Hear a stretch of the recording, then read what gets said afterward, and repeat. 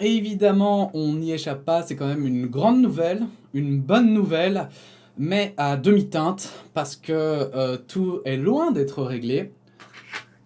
Donc, un cessez-le-feu a été décrété entre Israël et Palestiniens, et c'est un peu comme je l'avais dit, hein, dans ce genre de cas, dans la guerre, il n'y a que des perdants, et clairement ici, on va voir que c'est plus que jamais vrai. J'ai trouvé donc cet article sur Mediapart, Anti-Israël et Palestiniens, un cessez-le-feu qui ne fera pas la paix. J'ai pris des Mediapart parce que souvent ils vont en profondeur dans les choses, comme je le répète souvent, hein, et en plus ils mettent leurs sources, donc je trouve ça vraiment le top du top. Donc quand j'ai un article comme ça que je peux traiter en profondeur, je le fais sur Mediapart. Abonnez-vous. Si seulement il y avait des liens de parrainage. Si la trêve, entrée en vigueur vendredi, met fin au conflit entre Israël et le Hamas, démarré le 10 mai, elle ne permettra pas de venir à bout des cycles réguliers de violence. Cette nouvelle escalade a remis la question israélo-palestinienne au premier plan. C'est un air de déjà-vu qui est ressenti à l'annonce du cessez-le-feu entre Israël et le Hamas, à l'issue d'une dizaine de jours d'un conflit qui a fait au moins 243 morts côté palestinien et 12 côté israélien. Quelqu'un m'avait souligné, ouais, mais si tu dis que que avec le dôme de fer, tous les missiles sont interceptés et que du coup ça va, non, il y a aussi des victimes du côté israélien. Oui, et je le répète, hein, on est quand même face à une proportion qui est assez 243 à 12. Bon, je sais pas, mais 12 morts. Alors je sais que ça peut être très triste parce qu'il y a un enfant notamment de 6 ans, mais du côté palestinien aussi, il y a des enfants qui sont morts et tout, dont il y a plein de blessés aussi. Enfin, bon, c'est pas du tout, on est quand même pas du tout à la même échelle, quoi. Mais pas du tout. L'accord a été obtenu grâce à la médiation de l'Égypte et dans son intervention depuis la Maison-Blanche jeudi après l'annonce, le président américain Joe Biden a exprimé sa reconnaissance au président Al-Sisi et aux hauts responsables égyptiens qui ont joué un rôle absolument crucial. Déjà vu puisque, comme lors des précédents épisodes de violence, le dernier remontant à 2014, chacun des deux camps a crié victoire malgré les nouvelles destructions, les pertes civiles et l'aggravation d'une situation humanitaire déjà catastrophique. Pour la parenthèse, la Belgique a envoyé 8 millions, j'ai vu, des aides humanitaires à hauteur de 8 millions d'euros. Soulignant que tous les détails de l'accord n'étaient pas encore connus, le Premier ministre Benjamin Netanyahu a affirmé. Netanyahu. Bon, je suis désolé, j'arrive pas à le dire. À chaque fois, je me trompe et je le sais. Bon, bref. A affirmé que les centaines de frappes israéliennes avaient porté un coup sévère au mouvement islamiste Hamas, qui gère la bande de Gaza et ses 2 millions d'habitants depuis 2007. Selon Haaretz, monsieur Netanyahou a estimé lors d'une conférence de presse quelques heures après l'entrée en vigueur du cessez-le-feu vendredi à 2 heures qu'Israël avait modifié l'équation avec le Hamas et répondrait fermement à tout tir de roquette. À Gaza, des manifestants en liesse ont célébré l'euphorie de la victoire, selon les mots de Khalil al-Hayya, numéro 2 du bureau politique du Hamas dans la bande de Gaza. Il a promis de reconstruire la maison détruite par les frappes israéliennes. Pourtant, en dépit de l'impression d'avoir assisté à un cycle connu d'escalade des escalades, un certain nombre d'éléments nouveaux méritent d'être relevés. Parce que honnêtement, là, et c'est pour ça que je voulais revenir un petit peu avec un article dessus, on a l'impression d'être revenu au point de départ. C'est tout le monde a gagné. Yes, il n'y a pas de perdant. Tout le monde qui l'a gagné, mais si tout le monde qui l'a gagné, ça n'a pas de sens. C'est pas possible en fait. Donc bon, c'est cool en tout cas que ce soit arrêté. Moi, pour moi, c'est la seule victoire que je vois. C'est tout à coup on baisse d'un ton et ça c'est bien. Maintenant, bon, on va voir. Les tensions à l'intérieur d'Israël. Tout d'abord, comme l'écrivait René Bachmann le 17 mai, c'est peut-être paradoxalement la confrontation armée autour de la bande de Gaza entre le mouvement islamiste Hamas et l'armée israélienne qui posera le moins de problèmes. Israël, en pleine incertitude politique après des élections parlementaires qui n'ont rien réglé, va devoir en effet apporter des réponses aux affrontements dans les villes mixtes du pays, en général pauvres et sous-équipées, où coexistent habitants juifs et arabes israéliens, c'est-à-dire citoyens palestiniens d'Israël. Le plus souvent, ces confrontations mettent aux prises les jeunes résidents arabes et des groupes de colons d'extrême droite armés venus de leurs collines de Cisjordanie pour défendre les juifs. Et cela ne se réglera pas à coups de frappe de F-16 ou de pilonnage d'artillerie. Ouais, ça c'est clair. Et c'est là où j'ai envie de relever quand même un groupe de colons d'extrême droite armés venus pour défendre les juifs. Je trouve ça extrêmement intéressant comme formulation parce que c'est là en fait où, depuis Hitler, depuis la Seconde Guerre mondiale, on a donné à l'extrême droite comme ça une espèce de préjugé, comme si en fait quand t'étais d'extrême droite, forcément t'étais raciste par exemple, ou forcément antisémite, ou forcément tchic-tchac. Non. En fait, c'est pas forcément... En fait, l'extrême droite, c'est juste une violence, c'est juste une idéologie, en fait, qui s'impose, en fait. Et qui s'impose, s'il le faut, par la violence. Parce c'est toujours pour se défendre de quelque chose.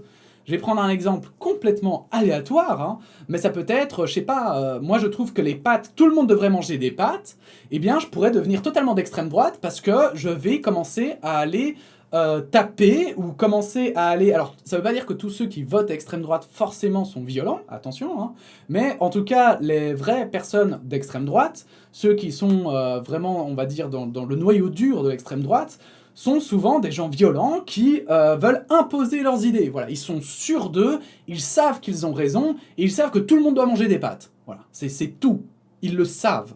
Et difficile de discuter, du coup, aussi, avec l'extrême droite, parce que soit, effectivement, tu te retrouves face à quelqu'un qui va vouloir te l'imposer, mais presque, s'il doit te tabasser, il le fera. Soit tu fais face à quelqu'un qui va être fermé, parce qu'il va être sûr que tu es son ennemi, du coup. Parce que tous ceux qui ne sont pas d'accord sont ses ennemis. Donc du coup, ça fait que voilà, l'extrême droite, ça fait que par exemple l'État islamique est d'extrême droite. Enfin bon bref, voilà, je veux dire, si on devait faire une comparaison, l'extrême droite par exemple en France, hein, violente, ne vaut pas mieux que l'extrême droite terroriste en fait. Ils ont les mêmes idées, ils ont le même fond et la même envie comme ça de changer le monde, mais selon leur vision. Et pas avec des compromis, non. C'est leur vision ou rien. L'absence de l'autorité palestinienne. L'autorité palestinienne AP est la grande perdante de ce conflit. Alors oui, juste aussi, je voulais quand même faire une parenthèse. C'est pas parce qu'il y a des groupes d'extrême droite qui se disent juifs que pour autant, ils représentent tous les juifs. Hein. Il faut arrêter avec cette connerie. Je l'ai déjà dit, mais je pense qu'ici, en tout cas en commentaire, il y en a très peu qui le croient. Mais en tout cas, je ne l'ai pas vu. Mais c'est vrai que c'est pas une raison tout à coup pour commencer à aller insulter des personnes qui sont croyantes en fait. Tout comme les terroristes de l'État islamique, parce que c'est toujours le meilleur exemple, ne représentent pas tous les musulmans. Voilà, c'est un peu la même chose. Donc ça sert à rien. Hein. Ils représentent que Israël en fait et ils défendent que Israël, leur État en fait. C'est pour ça qu'ils sont d'extrême droite notamment. L'autorité palestinienne AP est la grande perdante de ce conflit. Elle a été absente et le Hamas est apparu comme le défenseur de ces jeunes de Jérusalem-Est et de Cisjordanie qui se battent contre l'apartheid. Inès Abdel Razek, directrice du plaidoyer pour la Palestine Institute for Public Diplomacy, une organisation non gouvernementale palestinienne de plaidoyer et diplomatie citoyenne, le soulignait dans nos colonnes. L'AP est vue comme un sous-traitant des Israéliens plutôt qu'une force de résistance à l'occupation. La décision de Mahmoud Abbas de reporter les élections prévues en mai au motif qu'elles ne pourraient pas se dérouler à Jérusalem-Est n'a fait qu'aggraver le discrédit dont il est l'objet.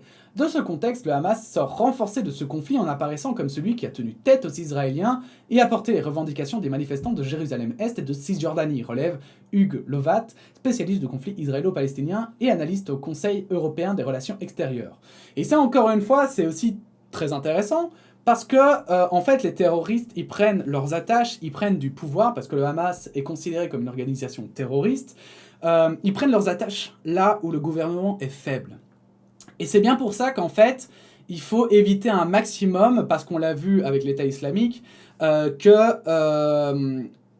on laisse comme ça des groupes terroristes prendre de l'ampleur, prendre de la puissance, après ça peut nous revenir dans la gueule. Alors que pendant très longtemps, avant le 11 septembre 2001, notamment pour les États-Unis, on a cru que ouais, c'est la merde là-bas, il n'y a pas de gouvernement, on s'en fout. Mais en fait, non. Le problème, c'est que la structure permet d'éviter les extrêmes, en fait. Permet d'éviter cette espèce de loi du plus fort qui n'existe, selon moi, encore, ça c'est mon opinion, mais qui n'existe que dans les États, finalement, qui sont impuissants face à ça. Dans les États où on ne peut pas protéger les plus faibles.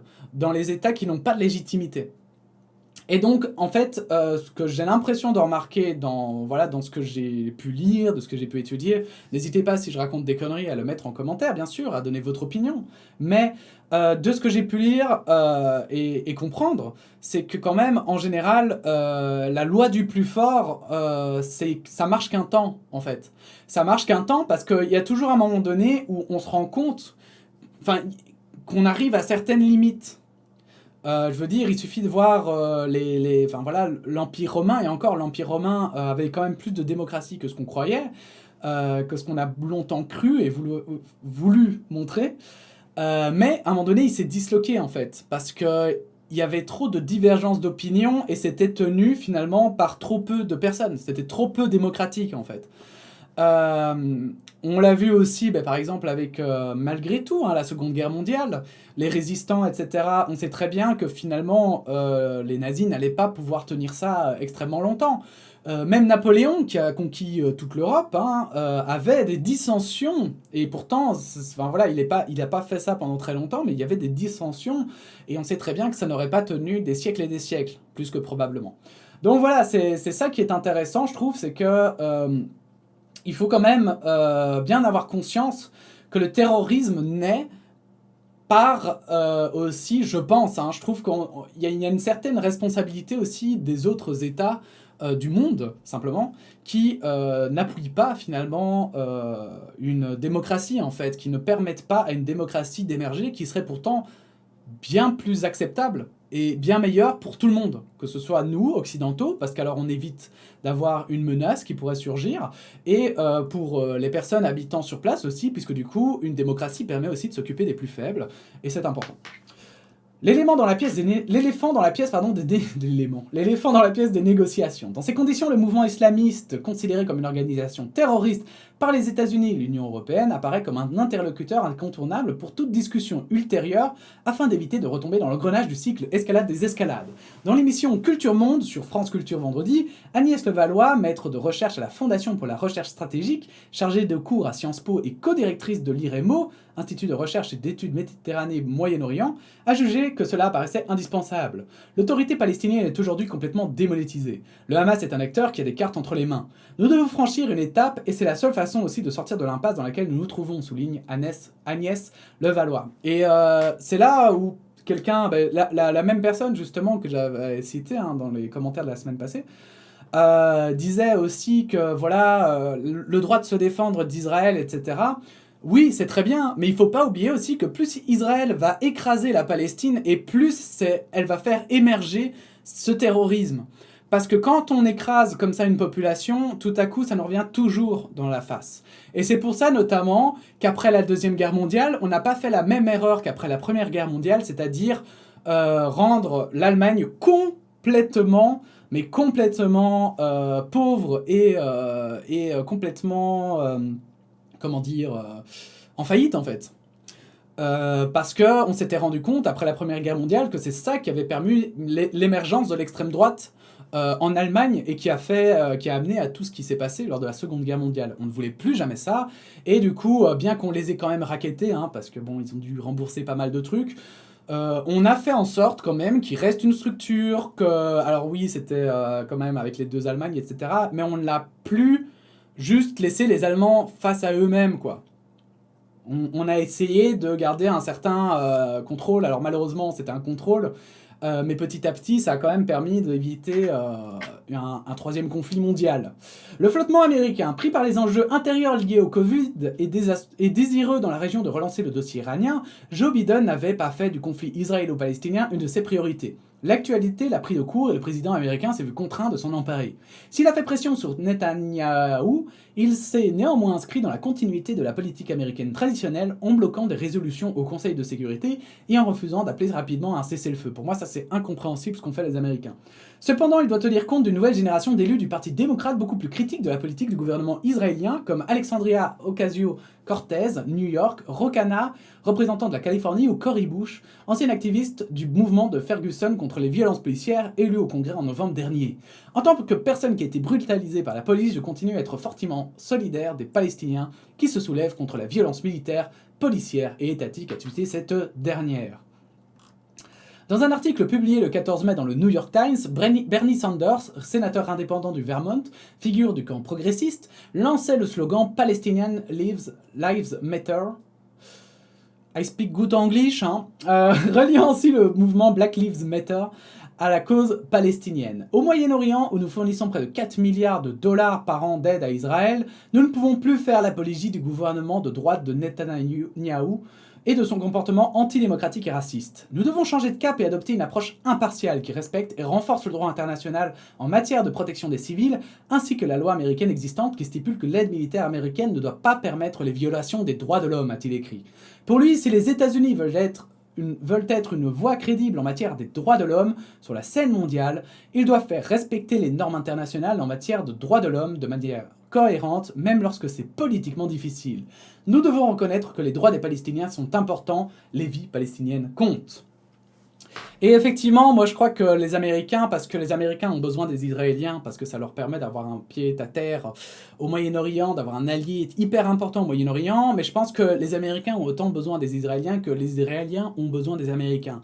Donc je crois sincèrement que pour moi c'est incompréhensible pourquoi Joe Biden n'a pas été plus ferme, parce que pour le moment il avait plutôt bonne presse, et les gens étaient plutôt d'accord avec ses décisions, et là maintenant tout à coup, ouais, c'était un peu what the fuck. Et ouais, c'est important pour moi que l'Amérique, qui est l'allié surtout, en plus pour des résolutions de l'ONU où tout le monde est d'accord, qui fasse barrage comme ça, je trouve ça vraiment je sais pas, démocratique, je sais pas. Ça se fait pas, merde, ça se fait pas. La marginalisation des Européens. Encore une fois, et là ce n'est pas un fait nouveau, au-delà de déclarations rituelles sans guère de portée politique, les Européens sont apparus hors du jeu, bridés par les États-Unis et tétanisés par des considérations de politique intérieure. La France est muette sur la politique de colonisation et d'apartheid promue par le gouvernement israélien, et sa voix ne se fait plus entendre depuis longtemps. Si la France est assemblée un peu à la manœuvre sur la résolution des Nations Unies qui a été menacée par trois fois de veto, finalement son rôle a été de déléguer le pouvoir de sa diplomatie en partie, comme les États-Unis, au service de renseignement égyptien, et ce dossier est surtout vu au prisme des enjeux internes, souligne Xavier Guignard, chercheur au sein du centre de recherche indépendant Noria. En témoignent les interdictions de manifester, l'interpellation à la sortie du Quai d'Orsay du président de l'association France-Palestine Solidarité, Bertrand Heilbronn, sans parler des interventions de personnalités de droite et d'extrême droite et de l'ancien ministre socialiste Manuel Valls, comme cette tribune publiée par Le Figaro et relayant les thèses de la droite israélienne la plus dure, ce qui menace Israël nous menace aussi. Bah tiens. C'est vrai que la France a été de côté. Pour la Belgique, ça a été un petit peu pareil aussi. Je sais plus pourquoi, mais la Belgique a été très très discrète sur le conflit israélo-palestinien. Même si y en a qui ont dit ouais c'est scandaleux et tout. Il y a eu quelques scandales par-ci par-là, mais c'est vrai que ils ont été, ils n'ont pas voulu aller sur ce terrain-là qui divise énormément la droite et la gauche, je crois, en Belgique. Puisqu'on a quand même une droite assez conservatrice, et donc aussi ça permet à la droite, qui est notamment, je pense notamment à la NVA, qui est la droite flamande en Belgique, un parti de droite néerlandophone, qui s'est longtemps fait accuser d'antisémitisme ou de racisme, etc., pour certains de ses membres du parti. Et je pense que c'est aussi une manière pour eux de redorer leur blason et de faire regarder, nous on soutient finalement les minorités, en l'occurrence ici les Israéliens, alors que pourtant justement les Israéliens ici pour moi ne représentent pas la minorité mais bien la majorité, et qu'en plus ça n'a rien à voir, comme je l'ai dit, à la religion, mais je pense qu'il y a une espèce de récupération comme ça par cette droite conservatrice. Alors, encore une fois je dis cette droite conservatrice, je ne parle pas de toute la droite, je parle de certains politiciens de droite qui reprennent ça pour dire regardez, moi je suis gentil, je suis inclusif, enfin voilà quoi.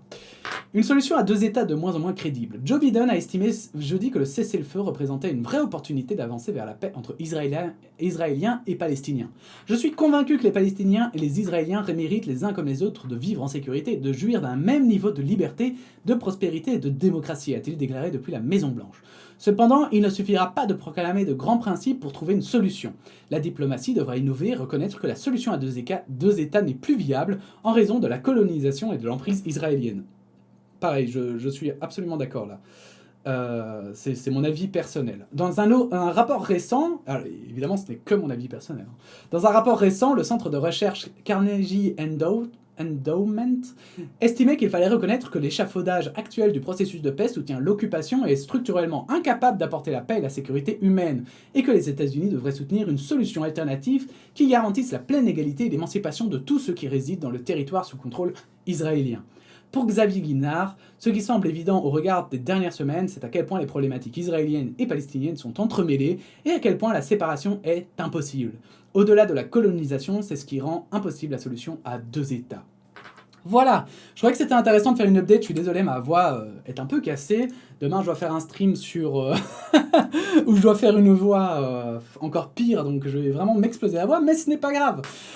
Si cette vidéo vous a plu, n'hésitez pas à la partager, à la liker, à vous abonner. N'hésitez pas à donner votre opinion en commentaire, évidemment, sous cette vidéo. Et puis sinon, on se dit à bientôt pour de nouvelles actualités. Voilà, la bise!